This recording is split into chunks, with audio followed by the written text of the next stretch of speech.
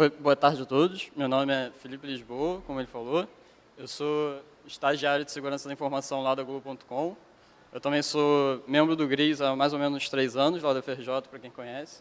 E vou falar para vocês sobre gerenciamento de senhas, que é um tema relativamente bastante importante em questões de ambiente corporativo, até pessoal também, né? E essa aqui vai ser a nossa agenda de hoje. Vou falar qual foi a motivação de eu estar falando sobre isso, alguns métodos utilizados para armazenar as senhas hoje em dia, os principais softwares que são utilizados para fazer esse gerenciamento e como que a gente compartilha uma senha em ambiente corporativo. E disso tudo acabou sendo gerado o G-Senha, que é um projeto que a gente desenvolveu lá para fazer exatamente os propósitos de compartilhamento de senha em ambiente corporativo. Então, a principal motivação é a dificuldade de se gerar uma senha hoje em dia. A maioria dos sites pede número mínimo de caracteres, tem que ter caractere especial, tem que ter letra, maiúscula, minúscula, número. Então, a complexidade de se gerar uma senha boa hoje em dia está cada vez maior. E aqui são alguns exemplos de alguns sites que têm essas requisições de senha, não pode ser qualquer uma. Aí com caracteres especiais, um número mínimo de tamanho. Aqui nesse último ele até fala que você não deve utilizar a senha que você utiliza em algum outro site, ou algum outro serviço, qualquer coisa que seja. E, basicamente, o usuário se sente assim hoje em dia quando ele tem que gerar uma senha. Sua senha tem que ter uma letra maiúscula, 2 números, um símbolo, uma mensagem inspiracional, um feitiço, um hieroglifo e o sangue de uma virgem. Então, relativamente complexo você gerar uma senha de acordo com alguns sites hoje em dia. E o pior disso tudo é que depois você ainda tem que memorizar todas essas senhas. Então, uma outra motivação muito grande é como que você memoriza esse tanto de número de senhas que você tem hoje em dia. Para cada serviço diferente, você deveria ter uma senha diferente. Então, acaba sendo difícil essa memorização. E quando a gente fala de sistemas críticos, geralmente essa dificuldade aumenta, porque geralmente as senhas são ainda maiores e geradas aleatoriamente. Então, você não tem nem o poder de decidir qual senha você vai usar naquele serviço. Ela é simplesmente gerada para você. Então, vou falar sobre algumas soluções de usuários, soluções práticas que eles fazem para contornar esses problemas. E a primeira delas é, por que eu vou ter tanta senha diferente? Por que eu não uso a mesma senha para tudo? Seria o método mais fácil, eu gero uma senha relativamente boa, ou qualquer coisa parecida, e eu uso essa mesma senha para todos. Então, eu reduzo o meu problema à memorização de uma única senha. Só que, qual o problema disso? Alguma base de dados de algum serviço que você usa com essa senha vai vazar. Isso é fato. E ela, com certeza, vai estar armazenada de uma forma errada. Se não tiver em plain text direto, vai estar em algum hash muito simples, MD5, SHA-1, qualquer coisa do tipo. E, às vezes, você não fica nem sabendo que essa base de dados foi vazada. Então, as pessoas começam a utilizar aquela sua senha em outros serviços que você usa mesmo, e você não tem nem consciência disso. Então, vai estar basicamente tudo perdido. E quando você tiver a consciência de que essa sua senha está sendo utilizada, aí você vai ter que ir em todos os serviços, trocar tudo, e você provavelmente vai botar uma outra senha igual em todos de novo. Só vai mudar aquela que você já tinha usado. Então, a segunda solução é você gerar senhas completamente diferentes para cada serviço, só que senhas fáceis de serem memorizadas. Como você faz isso? Você bota data de aniversário, nome de alguém conhecido, nome do cachorro, qualquer coisa desse tipo que seja uma coisa pessoal sua e que você acha que as outras pessoas não vão descobrir. Só que qual é o problema disso? Uma simples engenharia social revela todos esses dados sobre você. Ou até mesmo no próprio Facebook você consegue ver lá a data de nascimento, o nome da mãe, do cachorro, qualquer tipo de coisa assim. Ou então uma conversa no bar ali revela todas essas informações. E a terceira solução é você gerar senhas complexas. Então, você gera para cada serviço diferente, uma senha diferente e complexa. E como que você decora essas senhas? Você bota tudo no arquivo txt, senhas.txt, ou então bota alguma planilha de Excel, ou então bota no Google Drive, lá na planilha do Google Drive. E aí, bom, qualquer um que tenha acesso àquela planilha, aquele arquivo, acaba vendo suas senhas sem dificuldade nenhuma. E a quarta solução, a melhor de todas, para senhas pessoais, é você usar algum software que faz o gerenciamento dessas senhas. O que ele faz?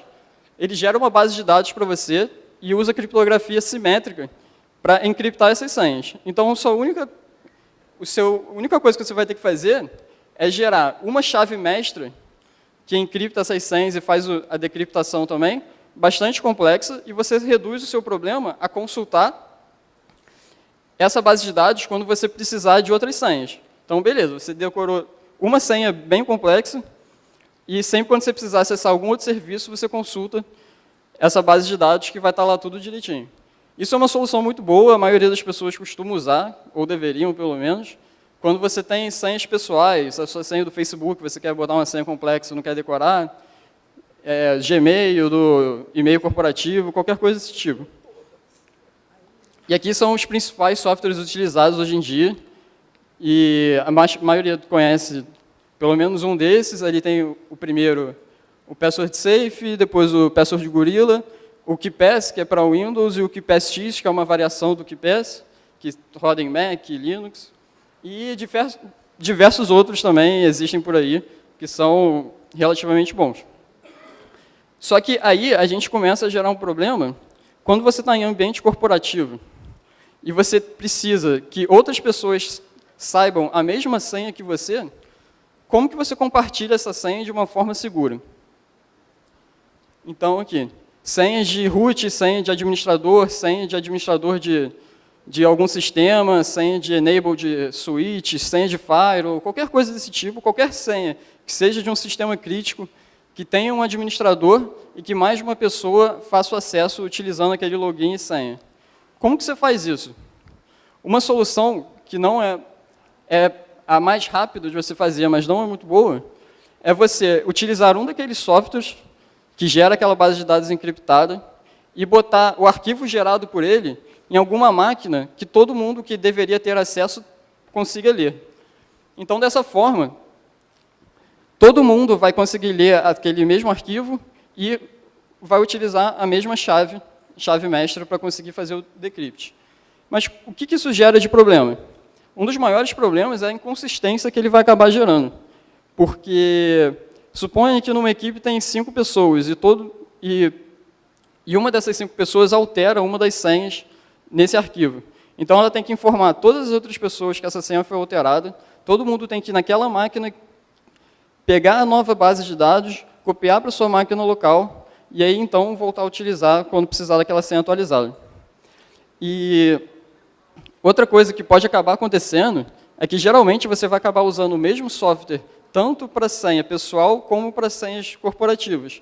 Então, o que pode acabar acontecendo é você achar que está atualizando ou mudando, cadastrando uma senha nova pessoal no arquivo seu pessoal, mas, na verdade, você está mexendo no arquivo que você compartilha.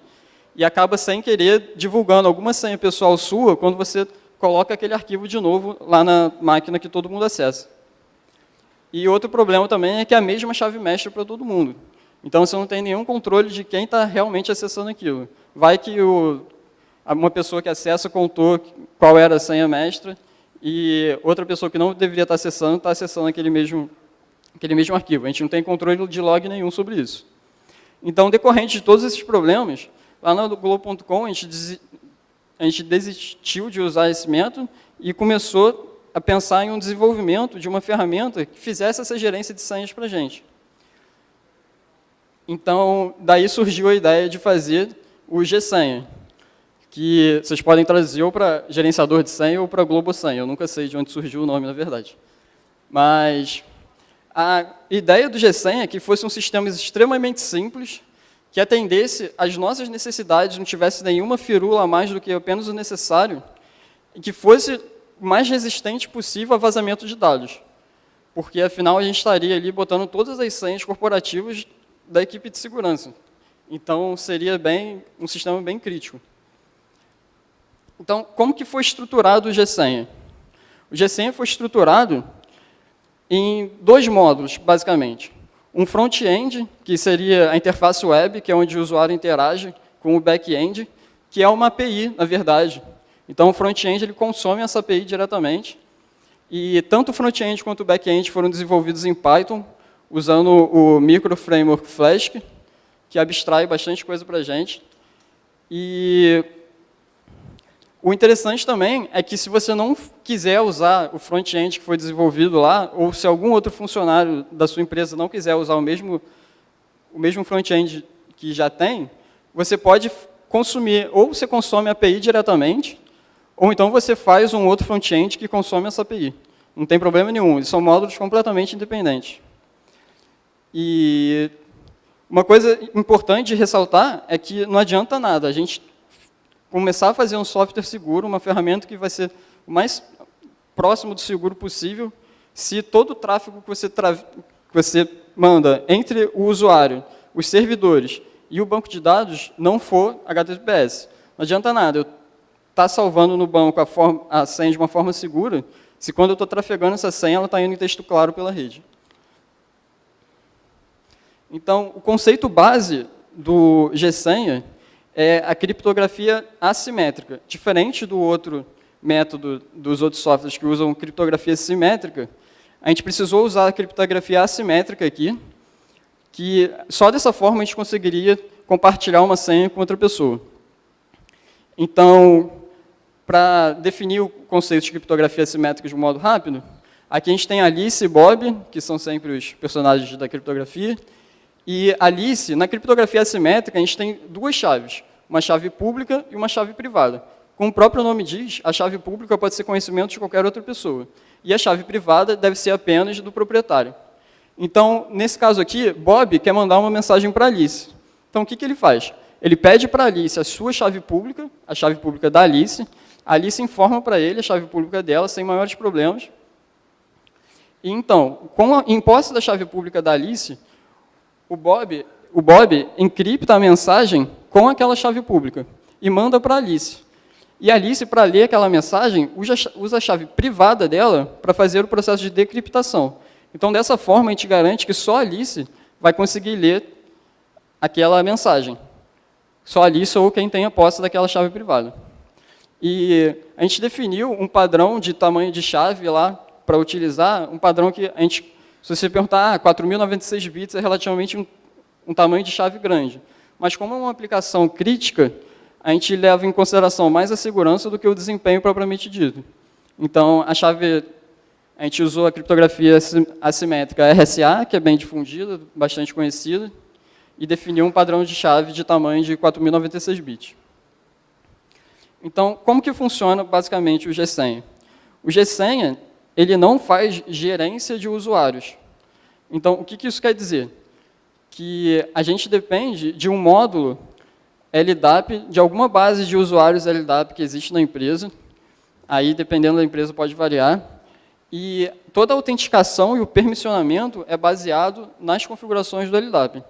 Então, se aquele usuário existe no LDAP e ele tem uma senha lá, ele é um usuário cadastrado, e ele está definido em alguma série de grupos, o Gsenha vai utilizar esse permissionamento e essa autenticação para permitir que o usuário possa usufruir do sistema.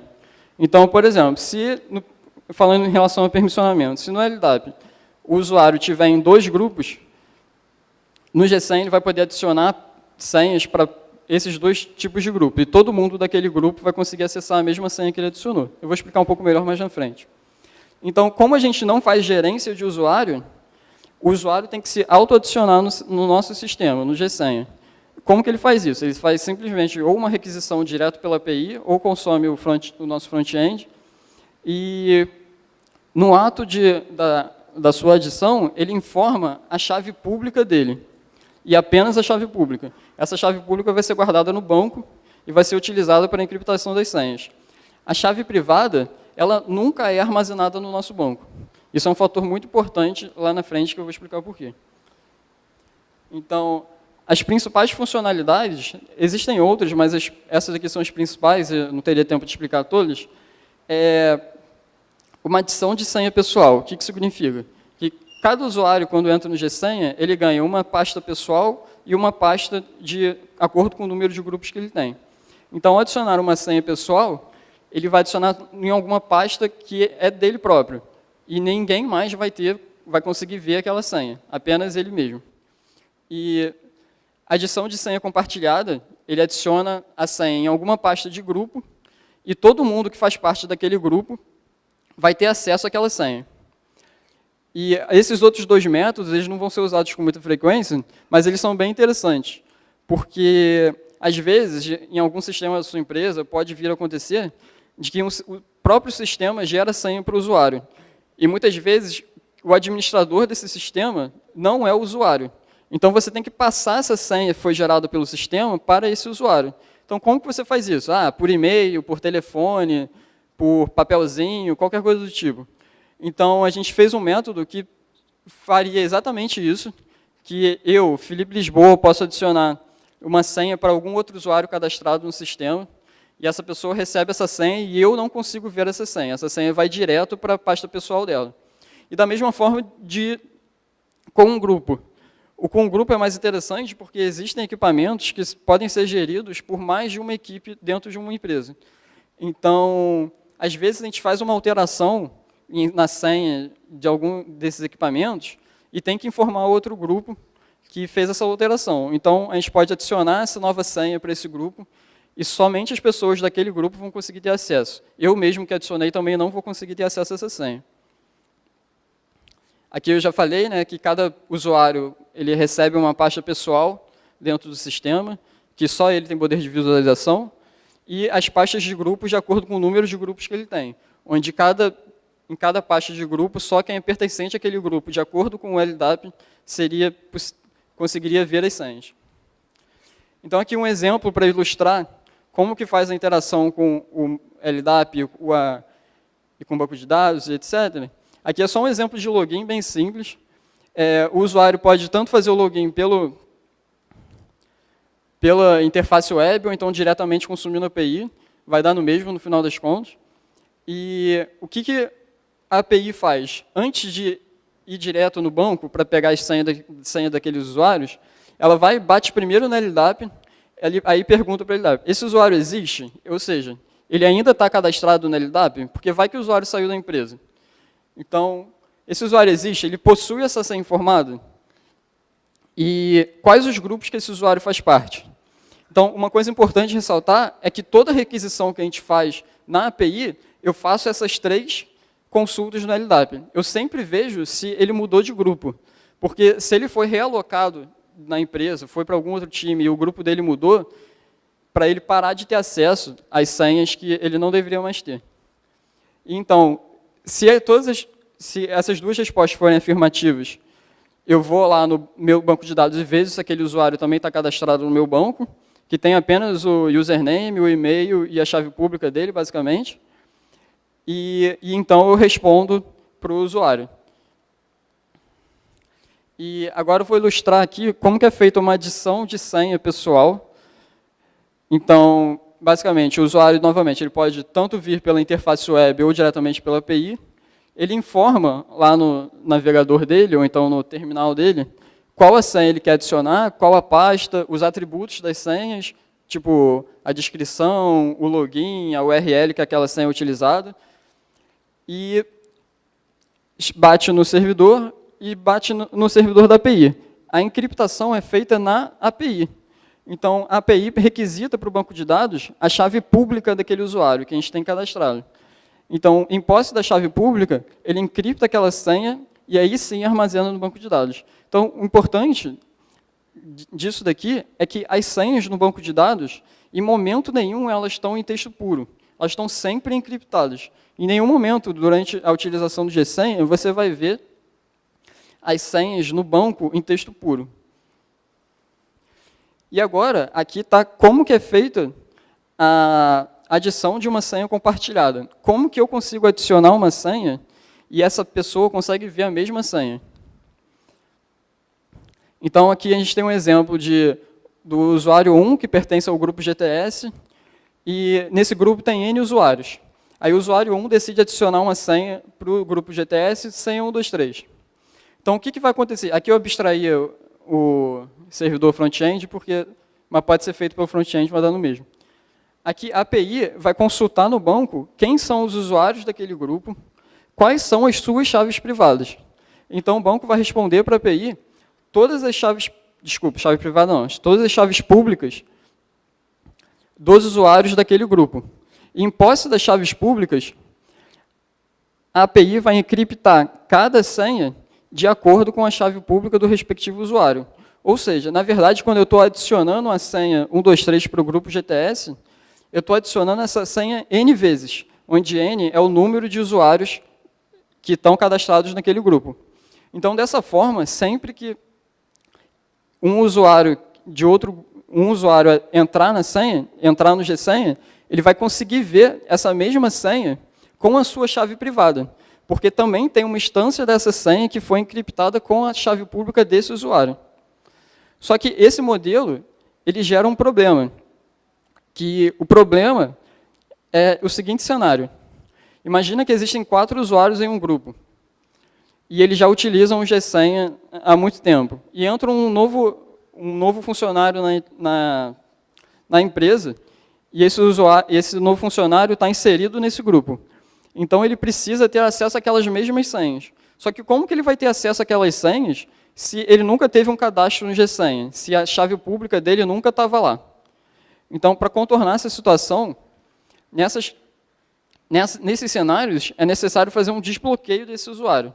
Desbloqueio, entre aspas, porque ele consegue utilizar o GSenha mesmo sem que isso ocorra. Ele só não vai ter acesso às senhas dos grupos dele. Ele vai conseguir acessar as senhas pessoais, adicionar as senhas. Inclusive, ele consegue adicionar as senhas de grupo e as outras pessoas vão visualizar. Ele só não consegue visualizar as senhas que foram previamente inseridas. E para contornar esse problema, um usuário que já tenha acesso e visualização a essas senhas que foram inseridas antes desse novo usuário, tem que fazer o desbloqueio desse usuário. Então, ele tem que informar o username desse novo usuário, informar a chave privada de quem está fazendo o desbloqueio. Então, dessa forma, eu consigo fazer o desbloqueio, porque eu vou decriptar todas as senhas que estão ali armazenadas com a chave privada de um usuário que tem visualização delas, e encriptar novamente com a chave pública desse novo usuário. E aqui é um exemplo vou explicar como que funciona a consulta de uma das senhas, e ao usuário fazer o login no sistema, uma requisição é feita para a API, e essa API vai visualizar no banco quais são as senhas que aquele usuário é capaz de visualizar. E o banco, como eu disse, no banco não tem nenhuma senha em texto claro, todas as senhas estão encriptadas. Então, o banco responde as senhas encriptadas para a API, que, por sua vez, a API não conhece a chave privada do usuário. Então, ela responde para a interface web ou então para o terminal todas as senhas ainda encriptadas. Então, o processo de decriptação é todo feito client-side. Dessa forma, a API conhece o mínimo da chave privada do usuário, e o banco muito menos, ele nem sabe o que é aquilo. Então, aqui está um exemplo ilustrado. O cliente faz a requisição, bate lá no banco, e a senha trafega aqui ainda é encriptada. E o importante falar é que a chave privada não sai, nesse momento aqui, não sai do computador do usuário. Ela continua ali. Então, quando chega no computador do usuário, a decriptação é feita com JavaScript, e aí, então, o usuário consegue ter acesso àquela senha. Aqui está um exemplo de uso da consulta de senha diretamente para a API. Eu não vou mostrar todos os métodos da API, porque são muitos, e a gente não tem tempo aqui. Então, mas eles todos se comportam da mesma forma. Você, usando o curl aqui, você manda um post com o seguinte JSON, com esses atributos, para o caminho definido ali. Você pode definir qualquer caminho que você quiser, mas o caminho que a API vai entender é esse get password. Então, a resposta da API vai ser um JSON formatado com todas as suas senhas dividido por pasta. Então, aqui eu não botei todas, porque não cabia no slide, mas aqui seriam as senhas pessoais, então eu teria uma mesma lista para as minhas senhas compartilhadas, e aqui seria o nome da pasta, e aqui todas as senhas com todos os seus atributos. Então, aqui a descrição, o login, o nome, a URL, e o que vale a pena comentar de novo é que a senha aqui ela está encriptada. Aqui ela está encriptada, está em base 64, que é como a API devolve para a gente. Então, se um usuário consome a API diretamente e não usa o front-end, ele vai ter que fazer um script na linguagem que ele quiser, que vai fazer o decrypt dessa senha. Aqui, então, está só algumas imagens de como é o sistema. Aqui é a tela de login. Aqui o usuário informa o nome, senha, e ele escolhe, como a chave privada é um arquivo texto, ele pode copiar e colar, ou então ele pode escolher o arquivo. E aqui não é feito o upload para o servidor. Eu consigo fazer isso pela HTML5, hoje em dia permite que a gente use a file API, que consegue ler o arquivo localmente. E aqui, depois de logar, seria como que ele veria. Aqui as opções que ele tem para fazer, e aqui a árvore de diretórios dele. Aqui uma busca para ele procurar o nome por senha, e aqui seria ele visualizando uma senha. Aqui você pode ver que eu tenho algumas senhas, algumas pastas, eu posso adicionar as pastas que eu quiser.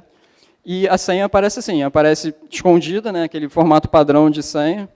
E nesse botão aqui eu consigo visualizar a senha, e nesse daqui eu copio diretamente para a minha área de transferência. Então eu não tenho problema de alguma pessoa estar passando atrás de mim e eu ter que visualizar a senha. E aqui os outros atributos da senha que foram adicionados, e um botão para editar ou deletar. O delete é importante ressaltar que se for uma senha compartilhada, e você deletar ela, vai ser deletada para todos os usuários. E uma coisa importante de como foi definido o funcionamento do Gsenha, acabou que foi gerado um fator duplo para você conseguir visualizar aquela senha. O que seriam esses fatores? Seria a senha de autenticação do servidor LDAP, que é um fator que o usuário sabe, que ele tem conhecimento, e o outro seria a chave privada dele, que é um fator que o usuário possui. Ele não sabe qual é a chave privada dele, ele só sabe qual é o arquivo. Mas se eu perguntar aqui para qualquer pessoa que utilize um par de chaves e perguntar qual é a sua chave privada, ela não vai ter a menor condição de responder, porque são 500 mil caracteres completamente aleatórios e ninguém sabe descrever a sua chave privada. E estou quase terminando, só para falar o que o Gsenha não cobre em termos de ameaças. Então, por exemplo, se um usuário, um indivíduo malicioso, tem acesso ao servidor onde está o banco de dados, aquele usuário vai poder ver todas as informações daquele banco, vai poder expor, alterar, deletar, qualquer coisa. Mas uma coisa importante que vale ressaltar é que mesmo que a sua base seja exposta, todas as suas senhas vão estar encriptadas e a chave privada delas, que faz a decriptação, não vão estar presentes no banco. Então, mesmo que vaze todas as suas senhas, as pessoas não vão ter acesso a elas. E outra coisa, que aqui é o único momento que um indivíduo malicioso consegue descobrir qual é a senha, é se ele tiver em posse do servidor que roda a API. Durante a requisição de adição de senha, ela chega no servidor em texto claro, e então é encriptada. Se um indivíduo malicioso tiver em posse desse servidor no momento que uma adição de senha é feita, e ele fizer o dump da memória, ele vai conseguir ver aquele texto. É lógico que é uma coisa bem provável e difícil dizer, mas não é tão simples assim, porque é uma fração de milissegundos que a senha está ali em texto claro. Mas eu não tenho como prever se o SO está gerenciando bem o contexto da memória de outros usuários acessando aquele mesmo contexto.